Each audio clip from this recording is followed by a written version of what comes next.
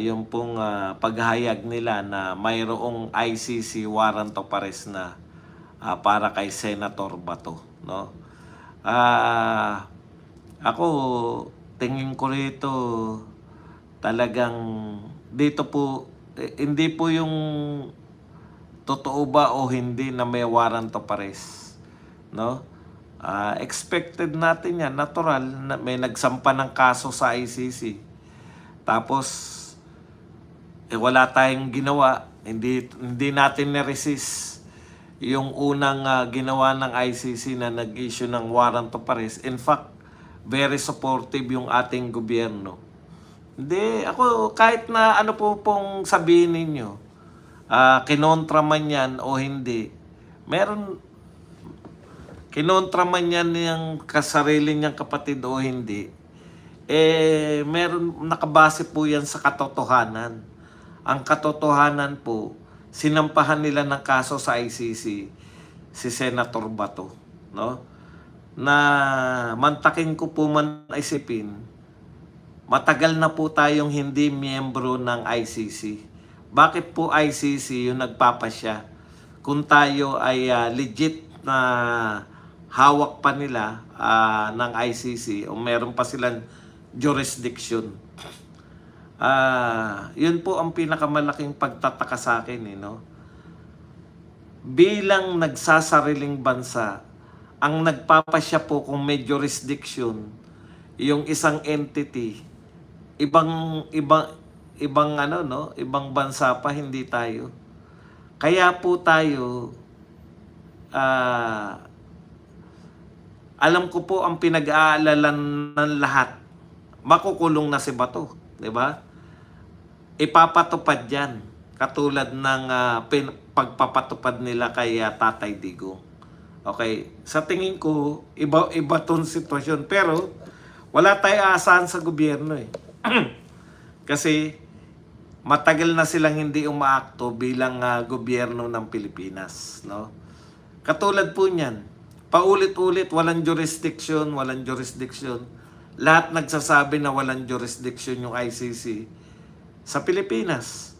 Pero sunod naman tayo na sunod sa ICC. In fact, gobyerno natin, o particular, yung DOJ, sa pamumuno ni Remulla at that time, ang nag-assist sa ICC pag sila ay pumupunta rito, di ba? Yan po ay lantad na yan. Ilang senador na natin nagsasabi. Kaya lang, hopeless. Katulad lang po yan ng pagiging hopeless ng bansa natin sa flood control project na hanggang ngayon wala pa rin pong napapakulong. Ganyan din po tayo ka-hopeless dito sa ICC. Walang jurisdiction ng ICC sa atin. Huwag nyo pong i-quote yung ICC. Wala na nga, hindi na tayo miyembro, tapos na rin yung 1-year period na dapat hinabol nila yung gusto nilang habulin. Wala pong legal basis yung pagkilala ng bansa natin sa ICC. Sasabihin nyo, nagpasya na po ICC. ICC nga yun eh. Dapat nga yan, hindi natin kinikilala in the first place. Kinikilala ng gobyerno sa salita, miski si Marcos, miski po yung Pangulo ng Pilipinas, wala po siyang sinabi kahit ngayon na may jurisdiction yung ICC. Kaya takantaka nga tayo, bakit nangyayari to? Takantaka tayo, bakit sigurado yung mga kalaban natin, kalaban ng mga Duterte, na makukulong din sa ICC si Bato. Ganun na ba tayo talaga yung kalawless yung ating kalawless ang Pilipinas na wala na pong sinusunod na batas yung gobyerno, kundi kung ano na lang yung kapritsyo.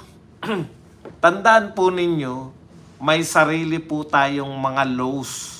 May sarili po tayong mga batas. Bakit po tinatanggap na ninyo, mga kaliwa? Ito pinakamalaking yung kasalanan eh. Kayong mga makakaliwa, kayong mga dilawan, kayong mga loyalista. tinatanggap ninyo na tayo ay napapailalim sa iba? So, yan pong sinasabi na may warrant of arrest at galing sa ombudsman na mula DOJ, alam niya yung nagaganap. Siya yung nagkukuman. Siya actually, no? Sa tingin ko, siya talaga yung aminado naman eh. Na siya yung pinaka nag-direct nung, ibig nyo sabihin, si John B. ka nag-direct nung pagpapahuli kay Tatay Digong. Sa lahat po ng tao ngayon sa gobyerno, si Remulla lang po yung may kakayahang magplano ng ganun. Si BBM ba sa tingin nyo siya nagplano nun ng pagpapakulong kay Tatay Digong? Sumusunod lang po yan dito sa...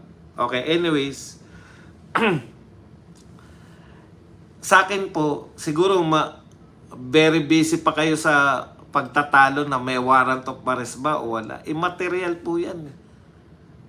Eventually, magkakaroon po ng warrant of arrest kasi nagsampa ng kaso eh. Di ba? Hindi po yan yung usapin para sa tingin ko. Ang malaking usapin dyan, how do we react as a sovereign country? Paano tayo magre-react? Kasi matagal na po i-issue ng mga warrant of arrest ang ICC. May warrant of arrest po si Putin.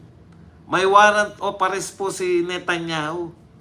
Ang usapin po dyan, paano nagre-react yung mga sovereign state? Paano nagre-react yung yung bansa na may soberenya? Yung sila yung nasusunod. Oh. Wala pong problema dyan. Nagsampa kayo ng kaso. Yung mga kalaban ng Duterte, nagsampa ng kaso sa ICC. Natural bilang korte na umaasa po sa limos o donasyon. Tandaan niyo po, wala pong sarili na budget yung ICC. Umaasa po yung ICC sa limos at donasyon ng mga bansa na kasapi. At pwede ring magbigay, donasyon nga eh. Pwede rin pong magbigay yung mga bansang hindi kasapi.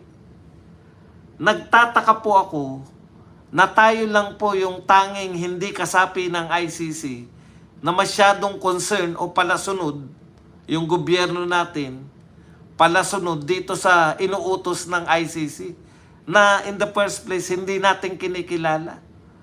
Kaya, paano po ang tingin sa atin ng international community? Nasaksihan nyo po kung paano. Di ba? Kayo po saksi. Sa ASEAN, sa APEC, walang paggalang. No? Sino po ang gagalang? Lahat ng tao. Naliligaw po tayo eh.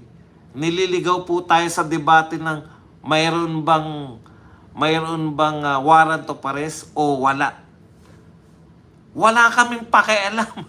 Dapat ang attitude natin bilang nagsasariling bansa, bilang bansang may sariling soberenya, may sariling mga batas, wala kaming pakialam. Mag-issue man kayo. Katulad lang ng walang pakialam yung Russia, yung Israel. Sa tingin nyo ba natinag yung... Diyan nyo nasusukat kung anong uri ng gobyerno meron tayo. Kasi sa mga bansang alam nila, matatag sila, hindi po iniintindi ang ICC. Sa mga bansang walang boto ang leader, katulad ng Pilipinas, yan. Matataranta tayo. Kasi baka huliin, baka ipahuli. Ikalawa, wala na pong Tory ngayon eh. Ewan ko lang hindi ko po inaano si Tory. Si Tory kasi kahit papano, sa dalawang experience natin kay Tory, talagang pag inutos mo kay Tory, susundin eh. Hindi kasi hoda na ano.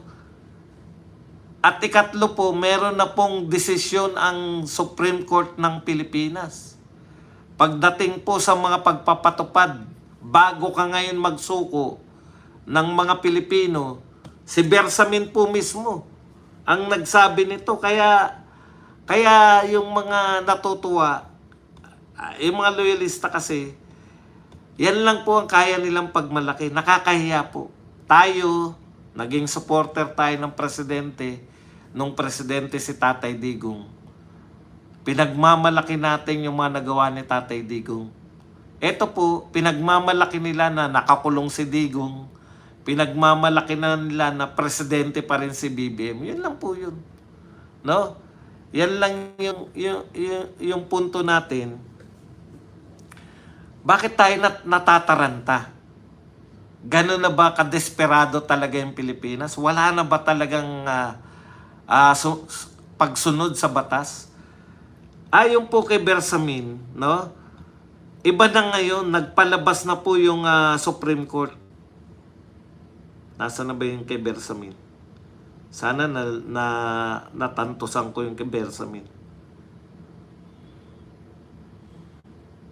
Hindi po isang room lang to, malaki tong room na to. Yun o, pinto na yun. Masyado kayo observer. O yan, may kasama ko po anak ko rito. May personal po kaming mga kasama ko ang aking dalawang anak. May personal po kaming ginagawa dito. Teka muna. Bersamin on ICC warrant.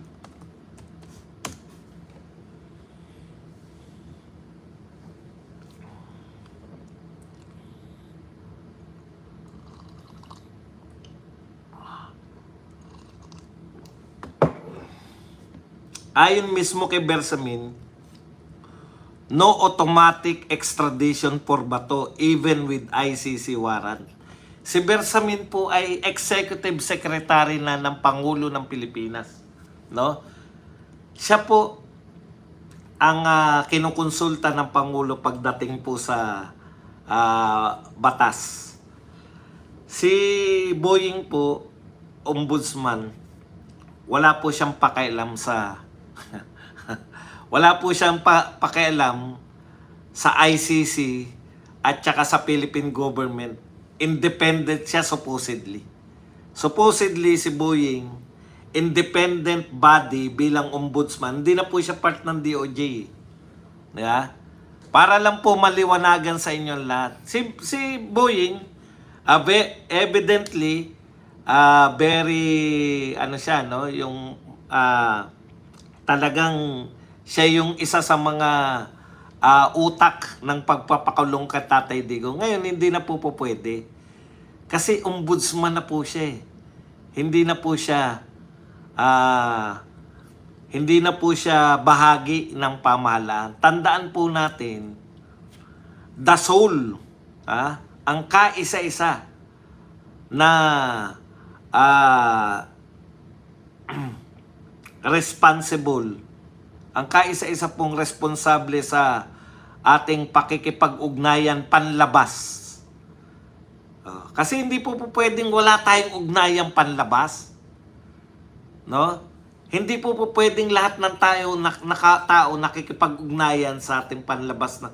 Ang tangi pong the sole authority sa ating foreign relations, yung Pangulo po ng Pilipinas. Wala pong kinalaman yung ombudsman. Gustong-gusto po nilang palabasin na same as usual. Pagkakamali na nga po yung ginawa natin kay Tatay Digong hanggang ngayon, no? Meron silang kaso ng kidnapping. Ewan ko lang kung dinismiss na. Dinismiss na ba? Hindi ko alam eh. Pero marami nagsampa ng kidnapping case. Hindi ko alam kung na-dismiss na yung kidnapping case nila laban kay Tatay Digong. Kasi mali po yung ginawa nila noon. Ngayon, mali na nga yung ginawa nila. So, sa tingin nyo, dapat ulitin pa? Diba? Anong uri na tayo ng batas meron? Kung nagkamali na nga kayo, kakasuhan na nga kayo, yan po ikakaso dyan sa mga yan. Pag kaya ayaw nilang mag-resign, ayaw nilang mapaupo si BP Sara, dahil tsak may buwelta silang kaso. At kaso dito sa Pilipinas, hindi kung saan-saan.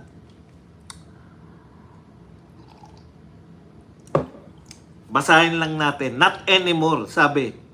The Supreme Court has since come out with new rule on extradition requiring a prior resort to a court before the person subject of extradition may be brought out of the country. So hindi na po yan automatic katulad ng ginawa nila kay Tatay Digong, interpretasyon nila. Siguro, interpretasyon ni Boying yun. Alam niyo naman si Boying mag-interpret, di ba? Pag sinabi ni Boying, pag tinanong, sa tingin niyo ba, maiisip ni Erwin Tulfo yung sinabi niyang bendalo? Hindi po kaya ni Erwin mag-isip ng ganun. Sa tingin nyo ba, sino kaya yung sinasabi ni Tutasen? Natatandaan nyo nun, si Tutasen, ang sinasabi niya, meron siyang mga kinukonsulta na ano, may kinukonsulta siya ng mga legal luminaries. Di ba? Alam mo, may kakaibang interpretasyon si Boying lagi sa mga laws natin. Bendalo, okay sa kanya. Kaya eto rin, tingin natin, kaya po naglabas yung Supreme Court. Nilinaw niya, hindi na kayo po pwede. Alam mo, dahil po sa nangyari kay Tatay Digong, hindi po matiis ng Supreme Court na baliwalain sila ng gobyerno. Hindi po matiis ng Supreme Court na baliwalain po sila ng mga katulad ni Boying na nautusan na si General Torre. Alam nyo, yan ang pinakamalaki nilang pagkakamali. Tinanggal nila si Torre dahil, alam mo naman, mamaya, ano natin ng konti. Na po tayo. Sa inyo na lahat ng rules. Basta meron kayong mag-raise kayo. Basta mag-raise kayo ng pondo. Wala akong problema. Wala yung mga, tapos na yung mga sisigain nyo ako. O kayo na siga, kayo na, wala po yan, hindi po ako, never po ako nagpakilala na ako po ay yung mga hamunan na ano. Pucha, nung bata nga ako, hindi ako, sayang ang schoolboy complex yun. Balik po tayo rito. Ang laki ng issue, pinalalaki nila issue. Ako po, ang take ko po dyan, totoo man yan o hindi, eventually, magiging totoo pa rin yan eh. Knowing itong ICC, ang tinitignan lang ng ICC sa totoo lang, anong value sa amin ng lilitisin na itong mga katulad ni Bato. Di ba? Kasi si Bato, ano na lang siya eh. Hindi na siya head of state eh. Hindi rin naman siya sikat. Ibig sabihin, kung ibababa nila yung level nila sa mga, hanggang sa mga tauhan, hanggang sa mga, kung gusto pa nila, hanggang sa mga pinagbibintangan nila na yung mga mismong, ano tawag natin doon, yung sila na mismo yung, yung bumaril, anong tawag doon? Hitman. Nasa sa kanila na po yun. Kasi ang alam ko po sa ICC, high profile lang po eh. Ang alam ko po sa ICC, yung mga head of state lang, no? Yun lang po yung kinakasuhan nila eh. Pero kung pabababain nila sa Pilipinas, anak, okay ka lang dyan? Nakatulog ka ba? Mamaya matulog ka na lang ulit. Pasensya ka na, maingay si daddy. Okay. Kung pabababain nila yung sarili nila to the point na pati yung hitman gusto na nilang usigin dun, it's up to them, di ba? Wala na kayong magagawa dun. First time ko po maririnig na hindi heads of state yung kanilang lilitisin. Kumbaga, magiging pangkaraniwang korte na lang sila ng Pilipinas. Yun ba yung gusto nila sa international community na i-project din? Na lahat na lang ng mga tauhan, pati mga tauhan na lang ni Duterte, lilitisin na nila. Ibig sabihin, hindi na yung dati head of state lang eh. Ngayon kung pati hitman, di anong pagkakaiba nila sa regional trial court ng Pilipinas? Gusto ba nila ganun? Ganun na lang yung ituring sa kanila na regional trial court na lang kami ng Pilipinas? Mula sa International Criminal Court, kami ay regional trial court na lang ng San Juan. Yun na lang kasi magiging katumbas nila eh. Pag lahat ng kinasuhan dyan, papatulan nila. O di sa kanila po yun, wala po tayong, hindi po natin kayang kontrolin yung ICC. Bakit kayo magwawala? Di ba? Yun yung problema eh. Kasi yung iba apektado masyado. Makukulong na si Digong, nakakulong na si Tatay Digong. Ipapakulong pa nila si Bato. Ang dami nang sumabit, no? Ang dami na nagsabi na, oh, paano yung boto ni BP Sara, etc., etc. Huwag nyo pong problemahin yung mga hindi nyo po kayang kontrolin. Ang kaya nyo pong kontrolin, may nanawagan na malaking rally, sumama tayo. Ang kaya nyo kontrolin, OFW kayo, may nanawagan, halimbawa, dyan sa lugar nyo, magsama-sama tayo, magtipon-tipon tayo, yan. Yan yung kaya nyo eh. Kaya nyo mag-contribute. Lantad na to eh. Wala na tayong aasahan sa gobyerno na to. Sabihin nyo ba, magiging fair pa sila pagdating sa ICC? Eh yun na lang nga eh. Kaya sila, ano po ang bawi niyan? Tignan nyo naman kung paano siya i-treat sa ASEAN. Kinakausap niya lang yung sultan. Hinatak. Literal na hinatak. Palayo sa kanya. Para sila ma-meet niya lang, magkaroon lang ng photo ops lang. Ang tawag ko nga dyan, nakaw na pagkakataon. Nagnakaw pa siya ng pagkakataon kay Xi Jinping. Yan yung inaani mo sa mga ginagawa mo sa iyong mamamayan. Alam niyo po, walang leader. Walang matinong leader na hahanga sa leader na pinapahamak niya yung kanyang mamamayan. Duterte, marami po dito sa leader ngayon, lalo na po sa ASEAN, hanga po sila kay Duterte. Ano man ang sabihin nila De Lima at Michelle Diokno, hanga po ang mga ASEAN leaders kay Tatay Digong. Kasi isa siya sa mga nagpalapit sa China dito po isa siya sa mga naging daan para maging kaibigan ng buong Southeast Asia yung China, no? Isa siya sa mga ang ganda kasi nung ano niya, yung tapos yung war on drugs niya, kahanga-hanga po. Hinahangaan po ng buong mundo yung ginawa niya, war on drugs. Kaya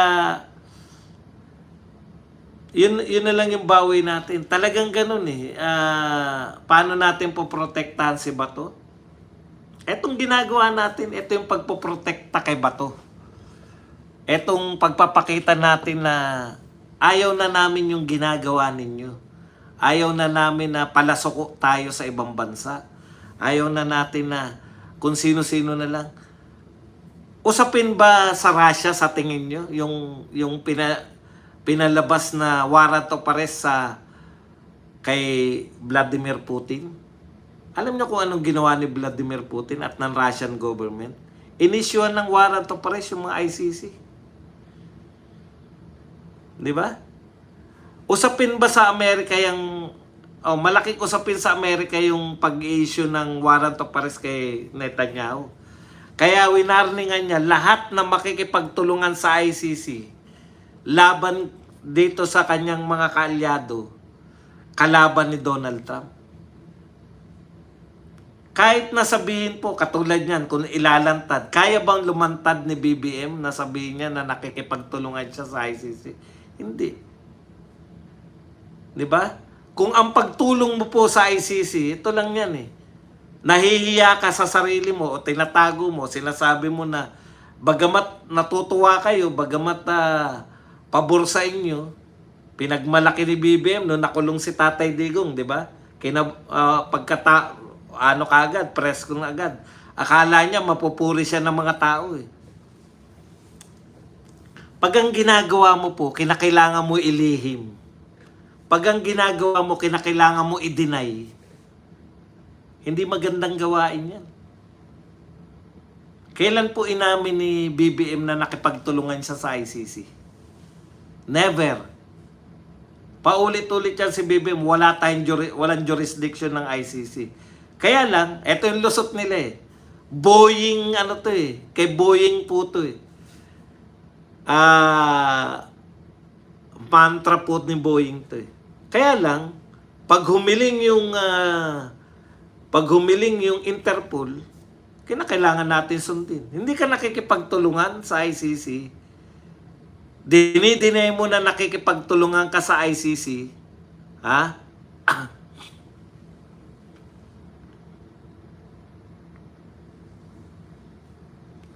O di okay lang, Darwin Bacani. Ang gusto mo bang sabihin? O sige, pagpalagay na natin na meron ng hindi presidente, meron ng mga general silang na pinatutupad. Ibig mo sabihin, tama yung ginagawa na ICC? Tsaka genocide, yan talaga trabaho ng ICC.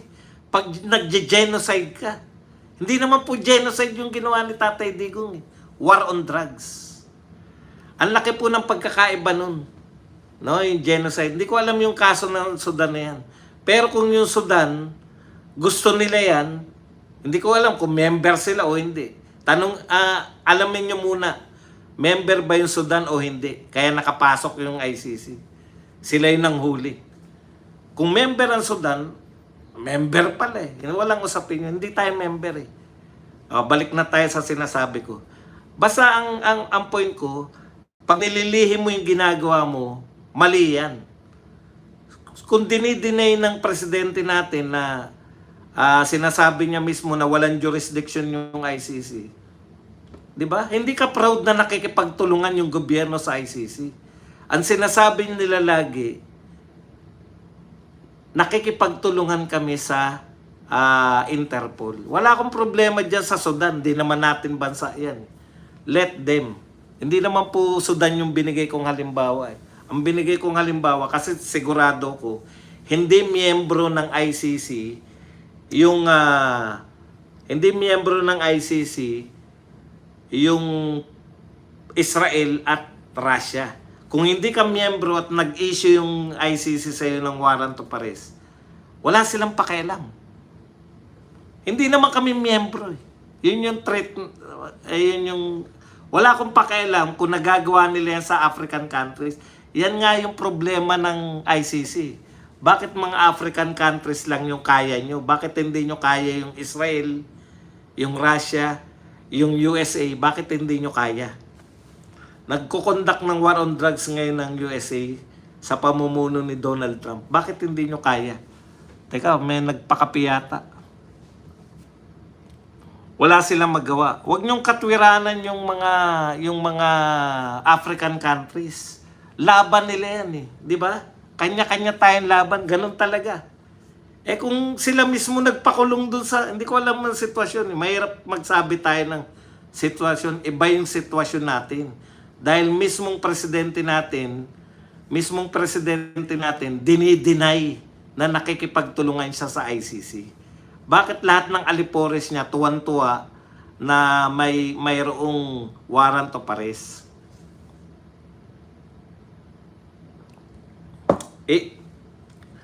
Eto nga kasi sa legality, walang tuntungan para ipakulong si Bato sa ICC. Pero salita po to ni Bersamin. Ngayon kung babaliin ni Bersamin tong sinabi niya, talagang ganun eh.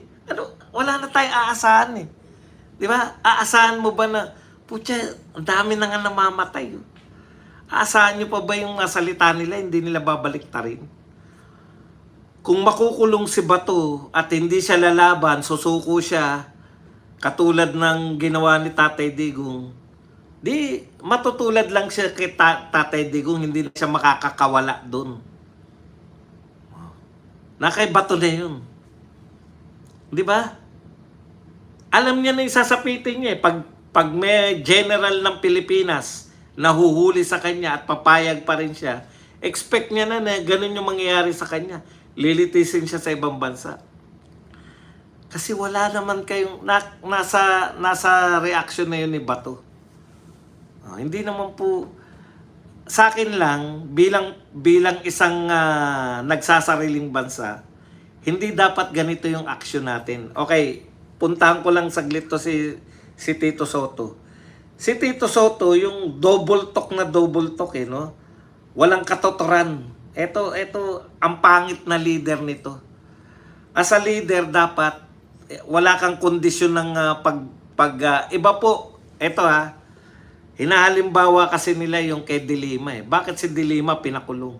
Si De Lima, may kaso siya sa korte sa Pilipinas. Ang nag-utos na ikulong si De Lima, korte ng Pilipinas. Ang laki po kasi ng pagkakaiba nito. Kung ipapakulong ng korte ng Pilipinas, si Chis Escudero, si Joel Villanueva, at saka si Jingoy Estrada, dahil may kaso sila o kakasuhan sila. Halimbawa lang in the future, sa malapit na yan. Halimbawa po, pag kinasuhan po, yung tatlong sinasabi ko, pag sila po ay kinasuhan ng Korte ng Pilipinas o dumaan po sa Korte ng Pilipinas at inisyuhan sila ng warrant of arrest, hindi po ganun yung kay Bato sa ICC. Kasi may jurisdiction yung korte natin sa lahat ng mamamayan. Ang hindi niya lang pwedeng issuean ng warrant of arrest ng korte natin, presidente ng Pilipinas. Pero lahat pwede. Immune lang yung presidente lang. Pati nga vice president Huwag nyo pong idadamay. Iba po yung kaso ng hindi tayo miyembro at hindi kinikilala mismo ng presidente. Iba po yun. Kaya po yan, hindi po yun usapin ng may warrant of arrest. Ano ngayon? Usapin po yan, kikilalanin nyo ba bilang nagsasariling bansa? Kikilalanin mo ba yung warrant of arrest ng ibang bansa? Tignan po ninyo. Yung lang, yung pinadisqualify na yung ng kampo ni Duterte. Na-disqualify yun. Pero in-issuean yun ng warrant of arrest ng Russia. Dapat ba yung ICC isurrender siya sa Russia? Sinurrender ba ng ICC anong pangalan ni Kan? Basta yun si Kan, yung prosecutor Kan. Sinurrender niya ba sa Russia yung kanyang prosecutor? O pinoprotektahan nila? Hindi po porket may warrant of arrest, dapat nyo sundin. Lalo na kung hindi kinikilala. Kung warrant of arrest po yan galing ng korte ng Pilipinas, dapat mo sundin. Yun po yung pagkakaiba nun. Magkaiba po yun. Walang jurisdiction, sabi ng Pangulo. Bakit mo kikilalanin? Okay. Eto hindi ko rito gusto kay Tito Soto. Pumuporma ka na parang ang tapang-tapang mo. Pero, yun laman ang sinasabi mo, duwag din. Ito po. To preserve the dignity of the Senate and as a matter of his institutional courtesy, we cannot allow any senator to be arrested in the Senate premises. Okay, di ba? Hindi papayag. Ang tapang. Pero meron pang kasunod Outside the Senate premises, that's no longer our concern. Di ba? Pag lumabas ka sa Senado, Bato, bahala ka na sa buhay mo. Hindi na namin concern yan. Hindi po. As Senate President, kayong mga senador, pag-isipan nyo kung gusto nyo manatiling Senate President yan. Ipapahamak pala kayo. Dito kayo tumira sa Senado. Pag lumabas kayo, bahala na kayo sa buhay nyo. Hindi po pwede yun. Sundin ninyo yung sinasabi ng batas. Ang batas po sa Pilipinas, katulad po niyan, iba yung interpretasyon ni Boying. Sino po ang final arbiter ng lahat ng mga question pagdating sa batas? Sino yung final arbiter? Supreme Court. Nagsalita na po ang Supreme Court. Senate President Tito Soto, makinig ka. Nagsalita na yung Supreme Court. Ang sabi ng Supreme Court, ayon kay Bersamin, not anymore. The Supreme Court has since come out with new rule on extradition requiring a prior resort to a court before the person subject of extradition may be brought out of the country. Kinakailangan po ang magsabi, korte natin. Hindi po ICC. Kung ICC po, kesehoda, na meron kayong warrant of arrest, kinakailangan korte natin na magsasabi na dalhin sa ICC si Bato. Yun po ang pagkakaiba, Tito Sen. Kaya dapat ang sinasabi mo, hindi ganyan. Ang sinasabi mo, poprotektahan ko lahat ng senador bilang presidente. Maliban na lamang na ipag-utos ng Korte ng Pilipinas. Ang Korte ng Pilipinas dapat ang kinikilala mo. Senate of the Philippines ka, hindi ka naman Senate of O kung warrant of arrest, dapat kay kilalanin. Bakit hindi isuko ng ICC? May warrant of arrest si Khan sa Russia. Bakit hindi sinusuko ng ICC si Khan sa Russia? Correct. Tama yung iniisip nyo. Walang makakamit na katarungan si Khan sa Russia. Guilty siya ron. Bakit tayo? Naghangad tayo ng katarungan sa ibang bansa. Sa ICC.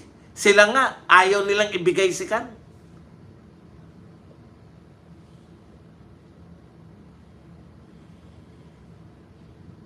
Supreme Court na to. Pag hindi mo kinilala yan, Soto, pinamigay nyo si Bato, salitaan pa lang to, Soto eh. Salitaan pa lang, pinagkakanulo mo na member mo eh. Dito sa premises namin, hindi siya pwedeng ikulong. Pag lumabas siya, pwede na siya. Utot mo. Dapat ang pronouncement mo, hindi namin kinikilala, ang kinikilala namin yung Supreme Court ng Pilipinas. Nagsabi na yung Supreme Court. Poprotektahan namin lahat ng senador. Maliban na lamang kung sabihin ng Korte ng Pilipinas. Dapat ganun, hindi yung ibig sabihin kahit illegal arrest, basta wala sa premises ng Senado, wala kang pakialam bilang Senate President. Hindi ka tatay. Ang tatay nga eh. Nakita niyo yung mga tatay? Lumabag na sa batas yung anak eh. Pinakikiusap pa eh. Mabait naman po yan sa amin eh. Di ba lahat ng tatay, lahat ng magulang mabait daw pag ginuhuli na? Ang tatay nga lumabag na, ganun yung tatay eh. Puprotektahan mo yung anak mo. Okay. So far, ito yung attempt ni Boying to divert yung galit ng mga tao. Dahil ang lapit na, November 16, 17 and 18. Malaki ang rally. Makikita po yan ng mga tao sa buong mundo. Alam niyo epekto niyan? Nakita niyo naman. Ang tingin sa atin ng US, others. Dito po, lahat ng mga people power dito sa Pilipinas, lahat po yan, may basbas po na US. Dalawa lang naman yan eh, di ba? Meron po yung basbas. Kala nyo ba, si Duterte lang po ang kayang mag-defy sa, di ba? Siya lang yung kayang magmura. Pero nung iba na po yung presidente, bati na rin. Magaling talaga sa diplomasya si Tatay Digong. Kaya, ako, hindi ko po pinoproblema yan. Eventually, darating po yung ICC warrant of arrest. Ang paano po yung treatment natin sa warrant of arrest ng ICC, yun yung gustong makita ng tao. Kung ang treatment natin, makakita lang tayo ng warrant of arrest, tayo pa yung huhuli sa mamamayan natin, ay hindi po pwede yan. At nakita na rin po na Supreme Court yan. Kaya po sila mismo gumawa na nito. Ngayon, kung hindi nyo nasusundin, pati Supreme Court na may pasya na, wala na talaga. Tapos, susuportahan pa rin kayo, talagang tyrannical na. Hindi na sumusunod sa batas Mismong executive secretary nagsabi, hindi nyo pwedeng basta arestuin na si Bato. Kinakailangan yung idaan na sa korte. Yung hindi nyo ginawa kay Tatay Digong, dahil ang interpretasyon ni Boying ay kakaiba. Ngayon, nilinaw na Supreme Court. May utos na ang Supreme Court. Ano mang ipapatupad yung extradition, dapat. Alam ko na lusot niyan. Hindi naman lang kami nagpapatupad ng extradition Sumusunod kami sa Interpol. Between Interpol and Supreme Court, sino susundin nyo? Kayong mga tagapagpatupad ng batas. Interpol? Pilipino lang din. nung nag-imbestiga po yung Senado, yung sinasabi nyong Interpol, Pilipino din naman na hindi naman po talaga Interpol na Interpol Yung kay Tatay Digong, di ba? Pilipino din yun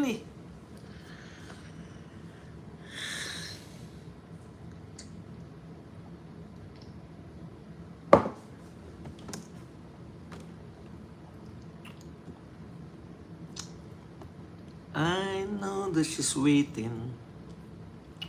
Okay, mga kapatid. Teka lang. Yan, mali yung bakit po to diversion na malaki? Alam niyo na, 'di ba? May malaking rally, may malaki. Kaya po ito mga mamamayang Pilipino. Ngayon po nakita na po natin kung sino po talaga yung tunay. Yung tunay po na lumalaban sa korupsyon. Ito pong lahat ng to. Yan ang mga nagpapanggap na mga tunay-tunay na yung mga nagsasabi po na sila lumalaban rin sa korupsyon, nalilito lang din po yan. Saan kayo nakakita? Yung mga dilawan. Dilima, Ontiveros, Kiko, Bam, Sheljokno, mangunguna na naman kayo sa rally. Actually, ang ginagawa ninyo, wag na kayong pumayag, no? Kayong mga, sa bagay, uto-uto naman kayo. Yung atin sa rally niya mga yan, uto-uto. Alam ninyo yung tinututulan nyo Alam po ninyo yung tinututulan nyo kung ano, di ba? Corruption. Ninakaw yung dito sa flood control at sa iba pang proyekto ng pamahalaan. Ninakaw ng mga masisiba. Pagdating dyan ang sinisigaw nyo, papanagutin si Sara Duterte. Ano kinalaman ni Sara Duterte? Lagi po sila, sa panahon ni Digong nagsimula yung pagnanakaw. Talaga? Yung lahat ng presidente before Digong walang ninakaw? O sa panahon ni Tatay Digong napigilan yung malawakang pagnanakaw? Ano ang totoo? Huwag niyo pong kaya nga minahal si Tatay Digong kasi nakita ng mga tao. Yung naramdaman po ninyo, yung mga maka-Duterte po na kabubugbog sa inyo ng media na nahihiwagaan na kayo. Ibalik nyo lang po yung naramdaman nyo ng panahon ni Tatay Digong. Nakaranas ba kayo na nanganganib yung buhay nyo nung war on drugs? Totoo ba yung sinasabi nila na, yung sinasabi ni Maria Reza na para kayong nasa war zone lagi? Na kayo'y nangangamba sa buhay nyo? Maging tapat kayo sa sarili nyo. Ikaw na nakikinig sa akin, tapatin mo sarili mo. Nung nagwa-war on drugs ba si Tatay Digong, nangangamba ako? Baka adik at pusher ka, kaya ka nangangamba. Kasi po, ang pagkakatanda namin, lahat po ng mga normal na Pilipino, masaya po na nagko-conduct ng war on drugs si Tatay Digong. Okay.